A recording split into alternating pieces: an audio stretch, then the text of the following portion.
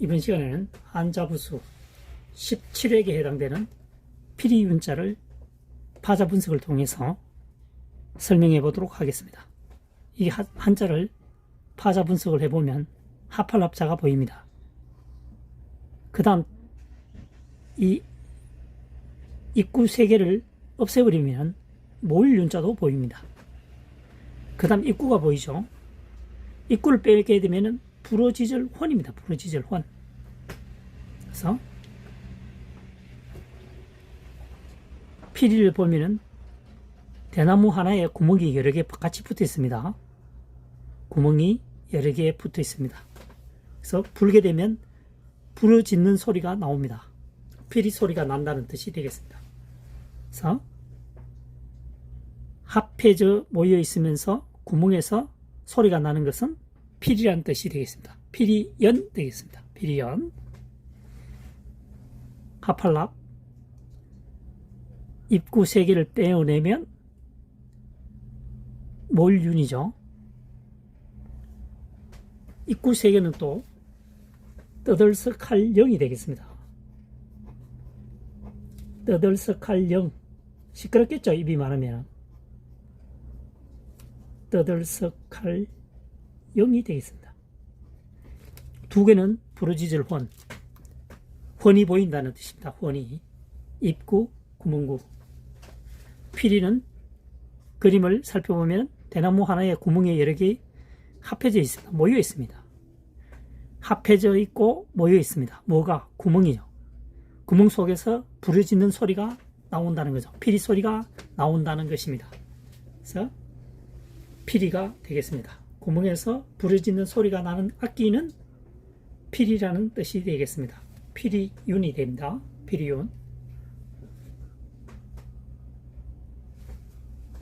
하팔랍.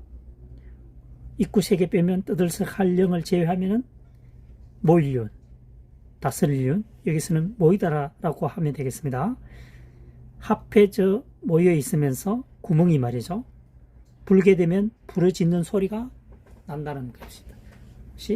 그 부러지는 소리가 나는 것은 악기 이름이 피리라는 뜻이 되겠습니다. 그래서 피리 연자가 되겠습니다. 이번 시간에는 구차입니다. 구차. 구차할 구자입니다. 또차. 한자를 파자 분석을 통해서 학습해 보도록 하겠습니다. 구차할 구자입니다. 풀초죠. 풀초. 풀초 아래에 걸기구입니다. 걸기구. 풀 아래에서 뭐합니까? 걸기를 읽고 있죠. 풀 아래에서 책을 읽고 있다. 구차하다는 얘기죠. 별로 좋지 않다는 얘기입니다. 그래서 구차할 구자가 되겠습니다. 왜냐하면 이 한자를 만들어질 당시에는 이 뭡니까? 한자가 그렇게 중요하지 않았다는 얘기죠. 글자를 한자를 알고 있는 사람은 퍼센트로 따지면 몇 프로 되지 않았겠죠. 그래서 먹고 살기도 바쁜데 책 읽고 있으니까 부질없는 짓이라는 얘기죠. 그래서 책 읽으면 밥이 나오나 돈이 나오나 이런 말이 과거에는 있었습니다. 1970년 이전의 말이죠. 그러니까 지금부터 100년 전만 하더라도 초등학교 수당 안 나오신 분이 굉장히 많죠. 굉장히 많습니다. 현재와는 대조적인 모습이고 이해가 가지 않겠지만 과거에는 책 공부하는 것이 그렇게 중요하지 않았다. 먹고 사는데 크게 도움을 주지 않았다. 구차하게 생각했다는 얘기가 되겠습니다. 그 다음 또 차차입니다. 또 차. 자, 여기서는 다룰 자를 찾아내면 이 한자는 해결이 됩니다. 하나일이죠. 하나일. 아랫부분에 사용되었으니까 땅을 의미합니다. 땅 위에 달이 또 뜬다는 거죠. 달은 어떻습니까? 매일매일 지고 뜨죠.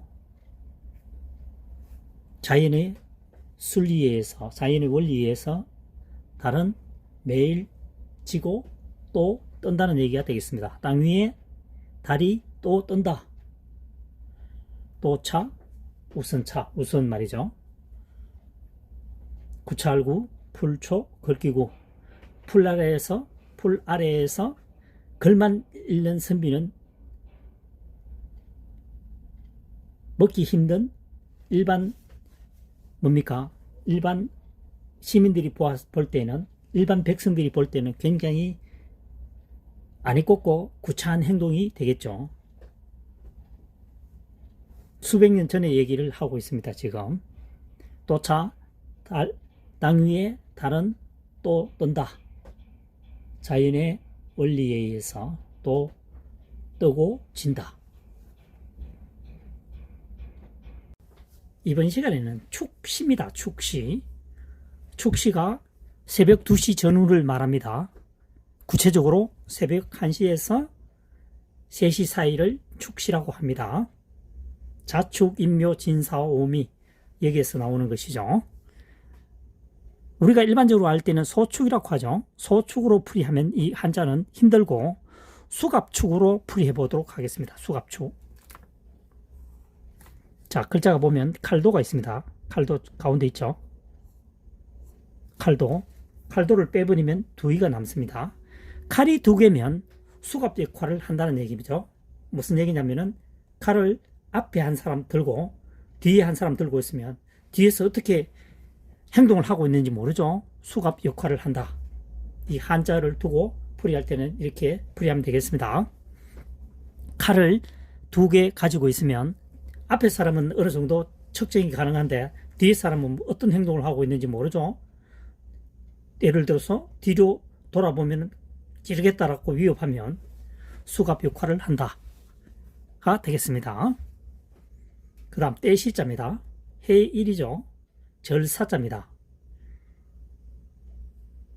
날, 해일, 하루에 어떤 시간을 알려주는 것은 절이라는 얘기죠.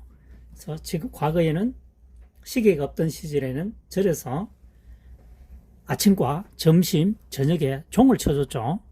그래서 절에서 매일 때를 알려준다. 때시, 시간을 알려준다.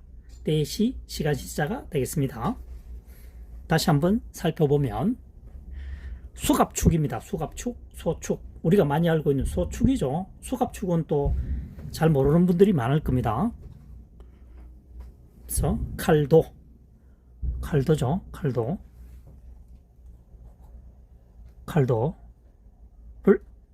빼고 나면 두이가 남죠.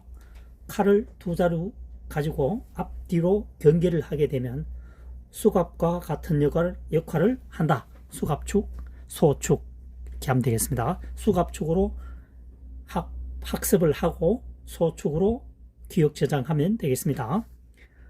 해의 흐름을 보고 그림자를 보고 막대를 꽂아놓고 해의 움직임을 보고 절에서 뭡니까? 시간을 알려준다. 아침, 점심, 저녁 때를 알려주는 것이다.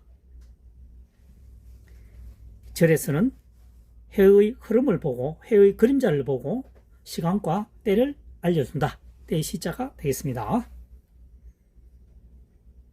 축시